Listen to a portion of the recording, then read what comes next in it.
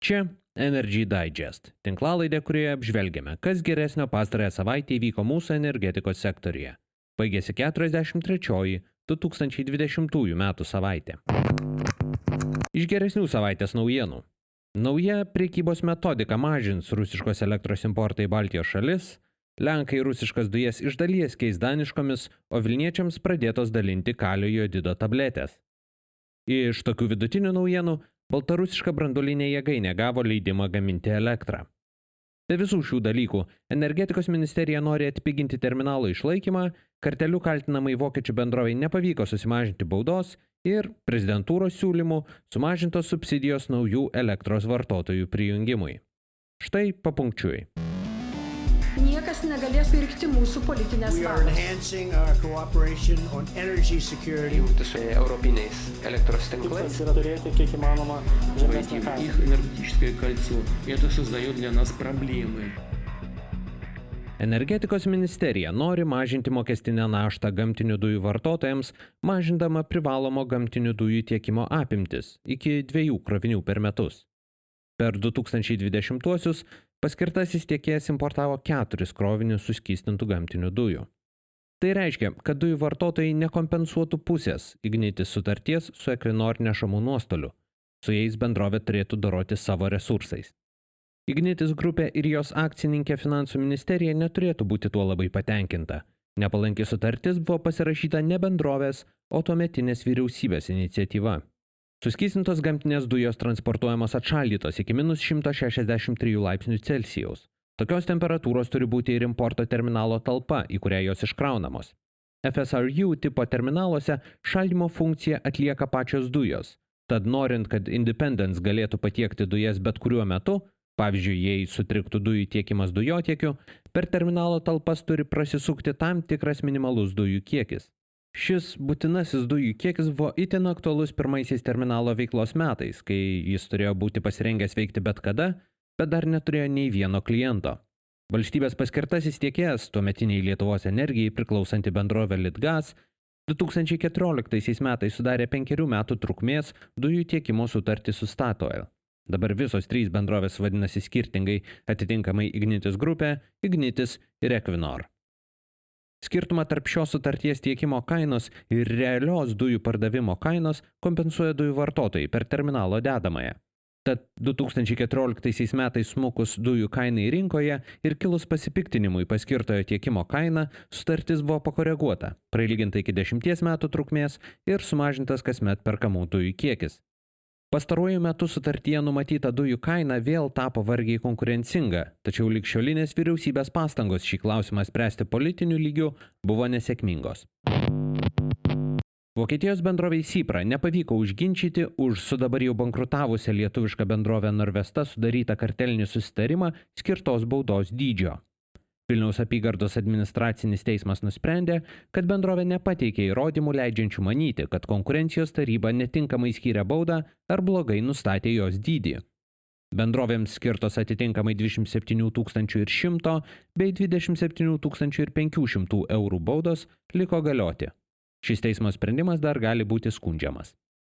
Anot konkurencijos tarybos, Norvesta ir Sipra 2014 m. vasarą dalyvavo Ignalinos atominės elektrinės surengtame metalo laužo, vario vamzdelių, įsigijimo aukcione.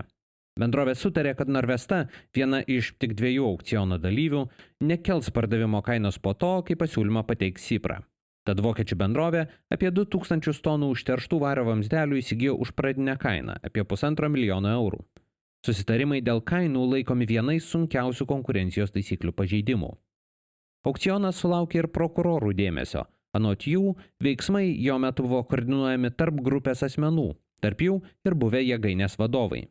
Aukciono laimėtojas turėjo užterštą metalą išgabenti iš Ignalinos atominės elektrinės nevalytą.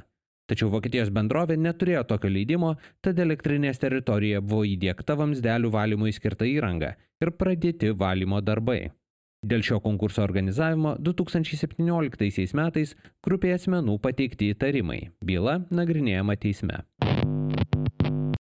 Astravo atominė elektrinė iš Baltarusijos nepaprastųjų situacijų ministerijos branduolinės ir radiacinės saugos departamento, trumpai žinomo kaip Gosatomnadzor, gavo leidimą pirmajame jėgainės bloke pradėti elektros gamybą. Taip prasidės antrasis iš 3 branduolinės jėgainės paleidimo etapų, vadinamasis energetinis paleidimas. Jo metu reaktorius bus išbandomas didesnė galia, tikrinama įranga ir ilgainiui pagaminama pirmoji elektra. Šio etapo metu įsigalios vadinamasis antiastravinis įstatymas ir elektros importas iš Baltarusijos į Lietuvą bus nutrauktas. VTSI, Lietuvos branduolinės energetikos reguliuotojas, pranešė informacijos apie išduotą leidimą negavęs nei per Tateną, nei tiesiogiai. Minskas neatsako ir į reguliuotojo paklausimus apie jėgainės saugą ar ją užtikrinti turinčias procedūras. Tuo tarpu Europos parlamentas trečiadienį priėmė rekomendacijas ES tarybai dėl politikos formavimo Baltarusijos atžvilgiu. Be kitų dalykų, rekomendacijose ES raginama reikalauti atidėti Astravo atominės elektrinės veikimo pradžią, kol bus įgyvendintos branduolinės saugos rekomendacijos. Seimas pritarė 3 įstatymų pakeitimams, kuriais keičiama elektros skirstymo tinklo plėtros kainodara. Mažinama naujų buitinių ir kitų elektros vartotojų prijungimo subsidija, atitinkamai nuo 80 ir 60 procentų iki 50 procentų. Tai yra, didesni prisijungimo kaštai perkeliami nuo visų elektros vartotojų patiems prie tinklo prijungiamiems vartotojams. Atsiranda 50 procentų subsidija investuotojams, norintiems perkelti statyboms trukdančias senesnes nei 20 metų ESO elektros linijas. Taip pat sukuriama galimybė investuotojui skubiai linijas rekonstruoti savo iniciatyvą ir savo lėšomis. Pataisas teikusi prezidentūra teigia, kad įstatymas gimė regionų savivaldybėms pasiskundus sunkumais tariantis su ESO dėl elektros linijų kabeliavimo. Litgrid skaičiuoja, kad pradėjus veikti siūlomai prekybos elektra su Rusija metodikai, iš Rusijos į Baltijos šalis per metus galėtų būti importuota daugiausiai 4,2 teravatvalandės elektros. Jei būtų įgyvendinta dvišalė Latvijos ir Estijos metodika, ši riba pasislinktų aukštyn iki 6,6 teravatvalandžių. Tokie skaičiavimai atlikti remiantis 2019 metų faktiniais duomenimis.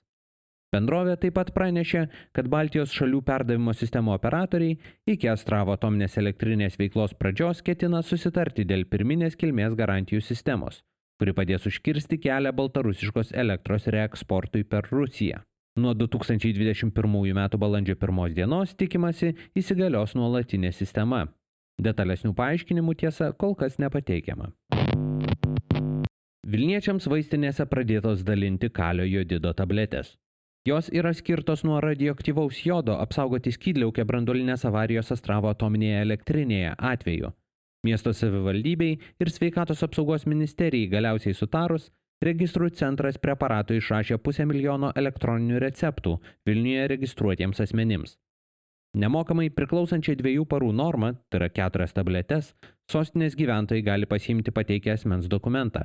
Sveikatos apsaugos ministerija iš viso 16 savivaldybių, nutolusių per 100 km nuo Astravo atominės elektrinės, perdavė 4 milijonus kalio jodido tablečių.